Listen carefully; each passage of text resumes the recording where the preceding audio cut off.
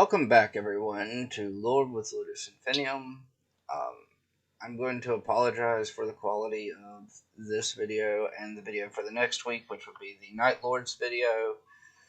Um, I just recently learned that I had a friend pass away due to cancer, so I found that out this morning, and it is now the afternoon, so I'm trying to work through that, plus also get these done to keep up my regular schedule for all of y'all, because y'all deserve the best out of me.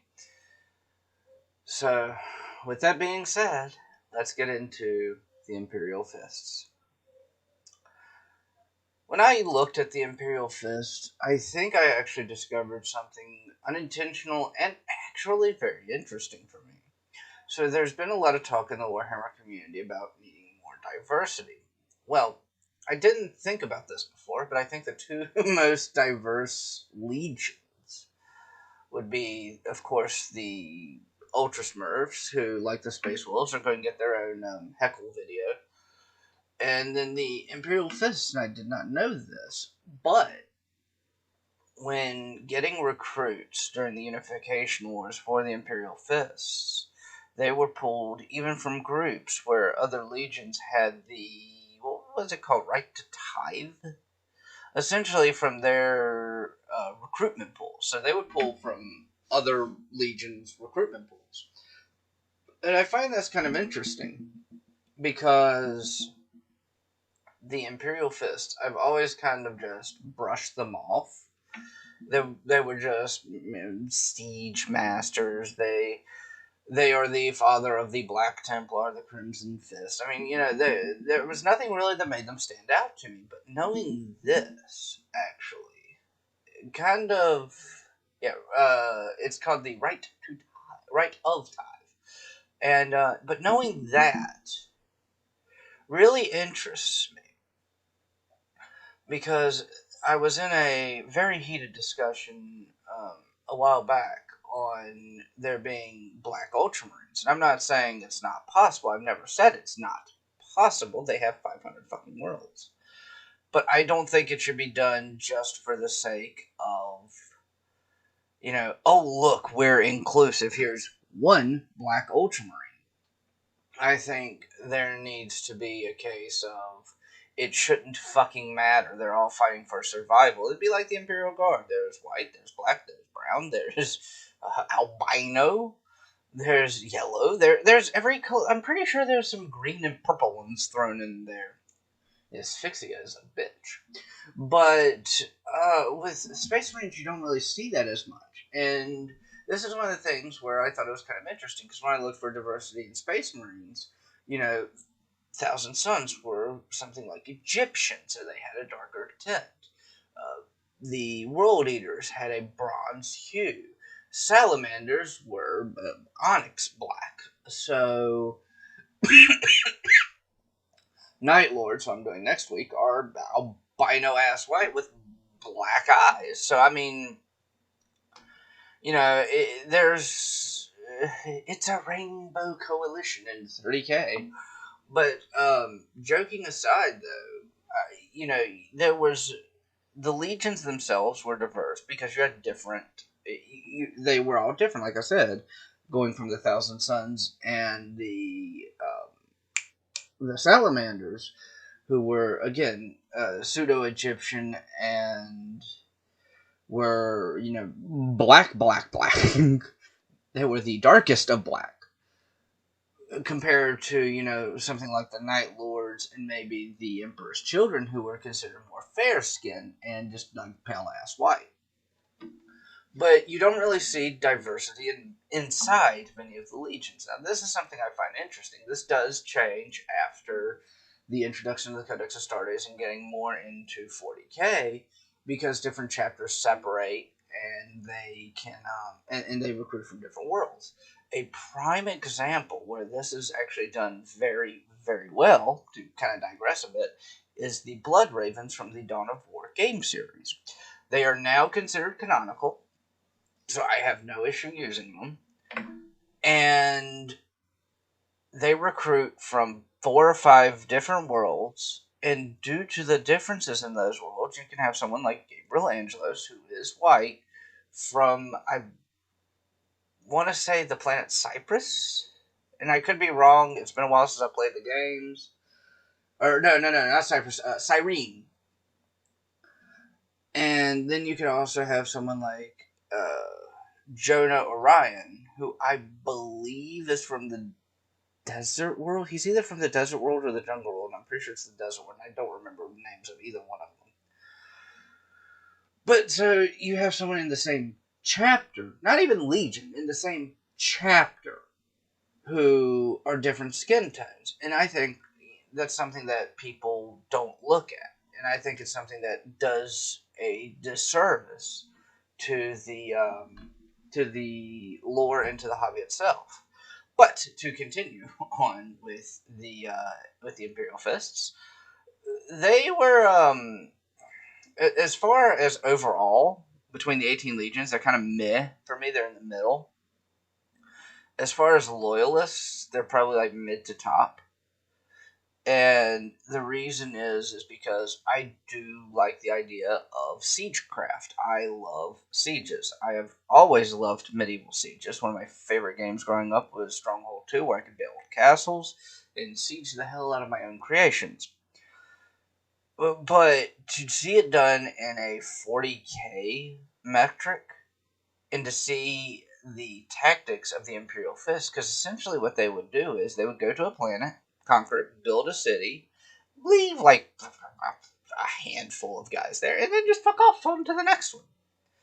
And I found that really cool because it showed. So, for instance, you have someone like Papa Smurf, who was a diplomat, and if we look at it at their just bare bone basics, he was a diplomat and a bureaucrat. So he would build up entire cities. Rogel Dorn, the Primarch of the Imperial Fist, was not. He was a builder through and through. He was equal part builder and destroyer. He could build up the best fortifications, and he could tear down the best fortifications. So I found that really kind of fascinating about the Imperial Fists. They were very special boys, to put it mildly.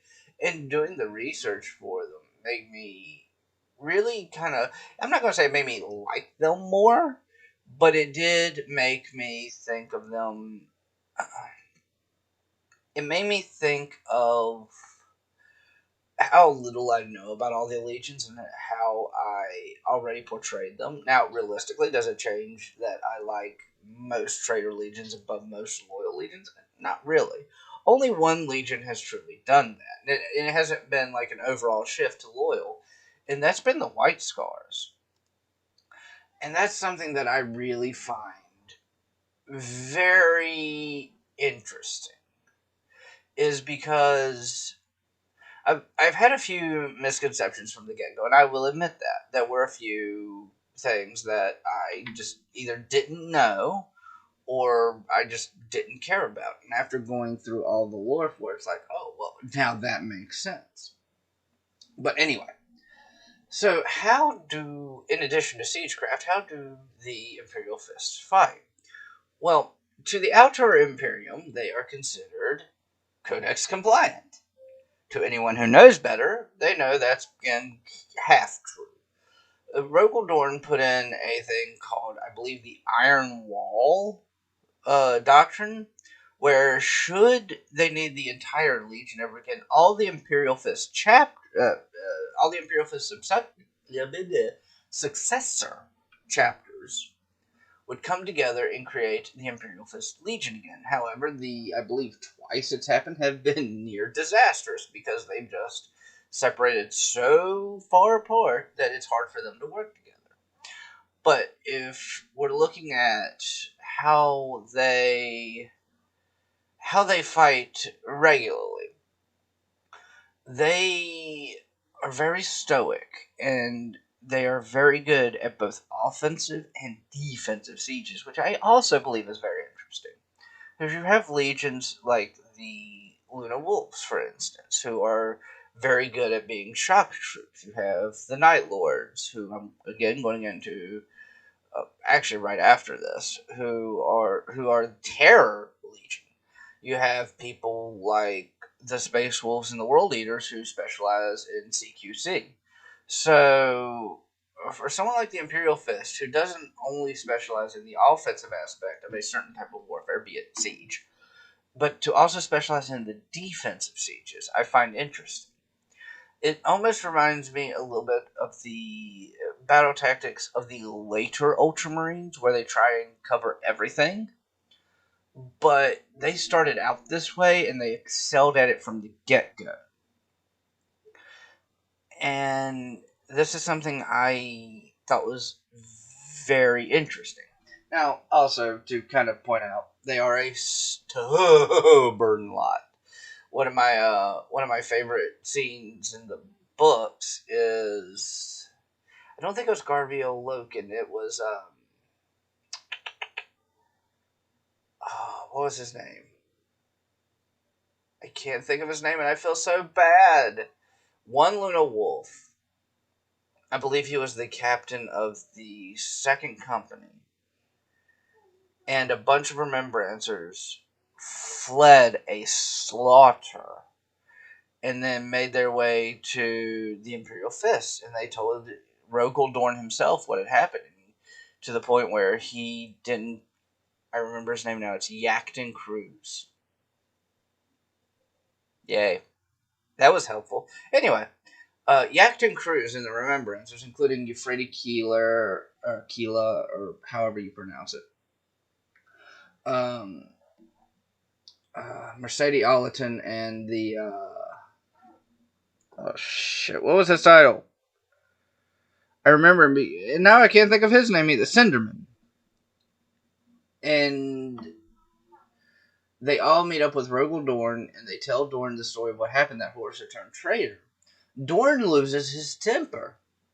And when I say loses his temper, I don't mean to, like, just like slapping one. No, he pulls a chainsaw and almost kills them. And the thing I love about this is because the Imperial Fists are the embodiment of this.